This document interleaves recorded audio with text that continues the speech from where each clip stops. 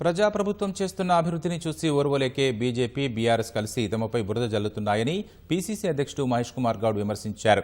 ఎవరెన్ని కుట్రలు చేసినా రాబోయే ఎన్నికల్లో 100కు పైగా సీట్లు గెలుస్తామని ధీమా వ్యక్తం చేశారు.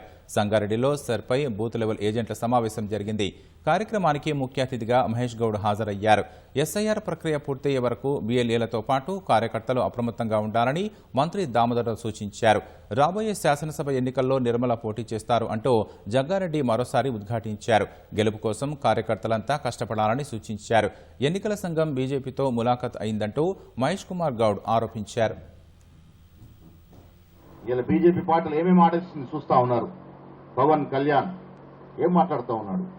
ఎక్కడున్నాడు దామన్నా? తెలంగాణ ఉద్యమంలో పవన్ కళ్యాణ్ ఎప్పుడన్నా కనబడ్డా నీకు? తెలంగాణ ఇచ్చినప్పుడు 10 రోజులు పస్తులున్నా అని చెప్పింది ఆయన కాదా? ఇలా ఆయన తెలంగాణ మీద ప్రేమలకు వస్తున్నారు. ఎవరున్నారు ఆయన? ఇంకా కమలం ఉంది.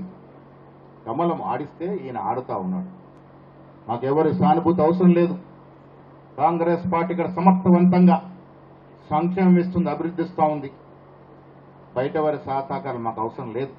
మేము సమర్థవంతంగా పనిచేసుకుంటూ ముందుకు పోతాం. ఆ సత్తా మా దగ్గర ఉంది.